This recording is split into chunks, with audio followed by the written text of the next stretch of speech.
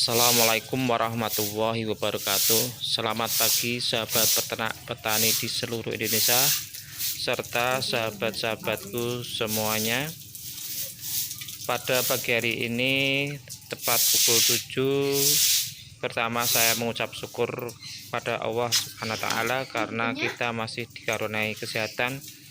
Saya doakan semoga sahabat semuanya juga demikian adanya, dikaruniai kesehatan, rezeki yang banyak serta barokah. Untuk para sahabat yang telah subscribe, saya ucapkan terima kasih. Bagi yang belum subscribe, monggo segera subscribe, karena dengan subscribe, like dan komen sahabat semuanya akan membantu channel Kang Fuad lebih maju lagi. Untuk kesempatan pada hari ini, Kang Fuad akan mereview rutinitas di kandang Kang Fuad mulai jam 7 pagi. Untuk selanjutnya, selamat menikmati.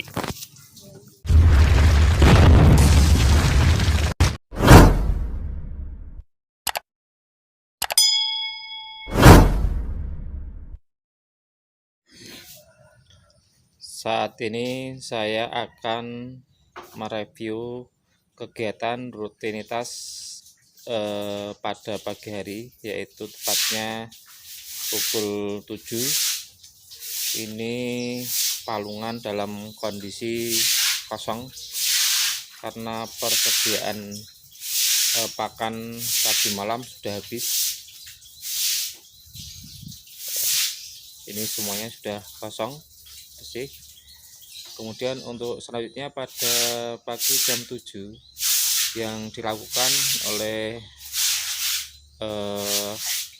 kami adalah pembersihan kandang, yaitu dengan cara disemprot pakai selang.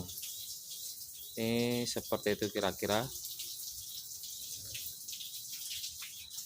Nanti setelah kandang bersih, selanjutnya yaitu proses pembersihan sapi.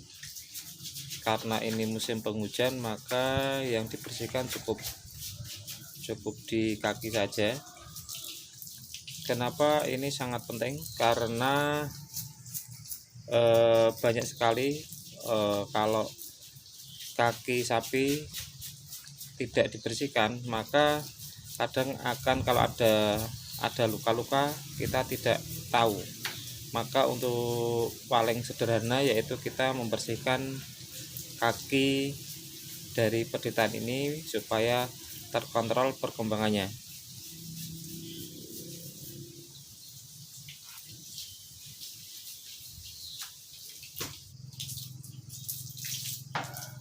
Selanjutnya yaitu pembersihan yang lemosin. Ini agak kotor sampai ke atas karena peditan ini mencret. Jadi untuk melihat pedet ataupun sapi mencret tidaknya itu dilihat dari pantat.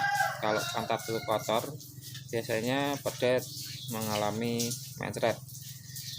Kenapa pada pedet sangat rawan sekali mencret? Karena satu, pedet itu habis dipetat atau lepas sapeh dari indukannya, yang biasanya dia makanya susu, minumnya susu, kemudian disapeh dari indukannya dia agak sedikit ngedrop ya. Jadi dia kaget dari susu kemudian beralih ke comboran maupun ke pakanan hijau. Itu bisa menyebabkan pedetan itu mencret.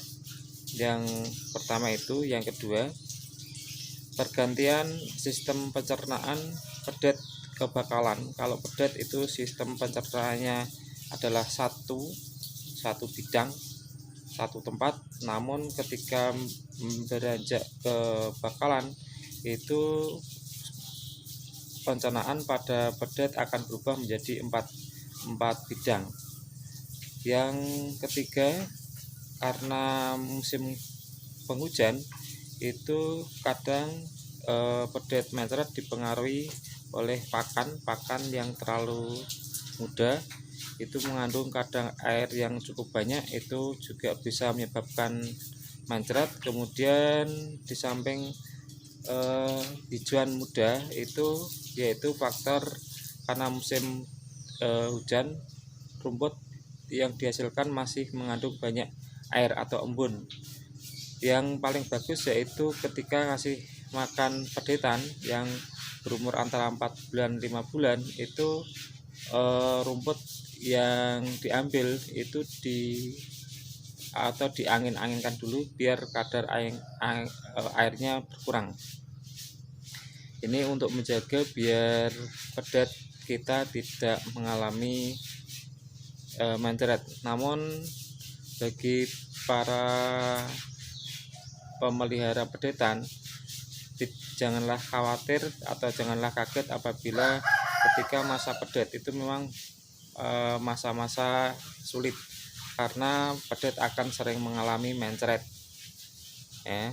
Ini faktor dari memang dari fisik pedet itu sendiri yang belum cukup kuat untuk menghadapi cuaca ekstrim seperti dari waktu panas kemudian musim dingin. Ini menyebabkan pedetan sering sekali mencret. Bahkan tidak hanya pedetan, sapi-sapi besar pun, yang sudah besar pun dalam kondisi musim penghujan banyak sekali yang mengalami mencret.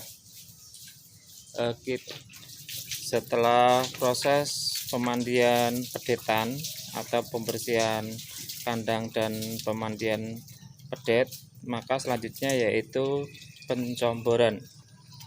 Coba kita lihat bagaimana ternyata mereka lahap dengan comboran ini. Untuk resep comboran nanti akan Kang buat review di lain kesempatan, apa rahasia sehingga comboran ala Kang Fuad itu bisa cepat disesuaikan diri oleh pedetan baru yang baru dibeli atau baru didatangkan dari pasar. Ini kita lihat, makanya sangat lahap.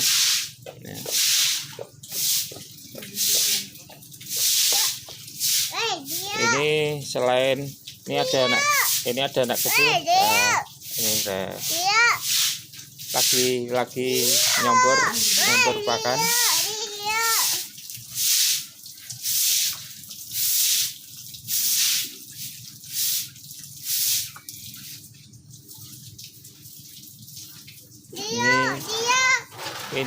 Ini berebut.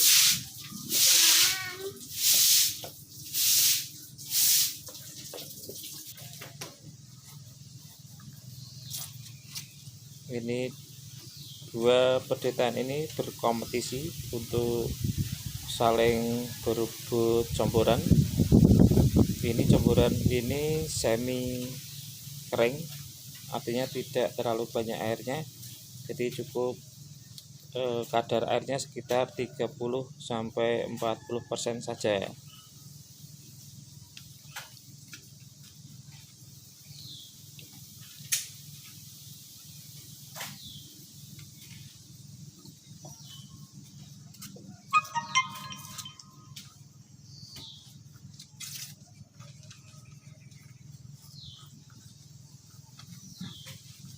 Coba kita lihat reaksinya mereka pada berebut.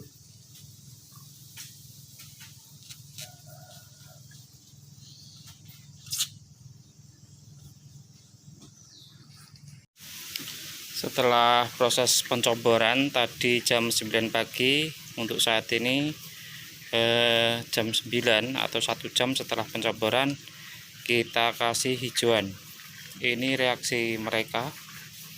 Walaupun 1 jam yang lalu sudah dikasih comboran, namun 1 jam kemudian jam 9 tepatnya ini mereka juga lahap untuk makan hijauan rumput yang hijau. Ini si metal ini kenapa saya pisahkan, karena ini memiliki sifat yang berbeda. Yang pedetan si metal ini makanya kalem. Jadi kalau itu saya jadikan satu dengan yang lemosin maupun lemosin cross yang di sebelah sana itu, maka dia akan kalah, karena yang lemosin dan lemosin cross itu makanya sangat cepat sekali, rakus sekali.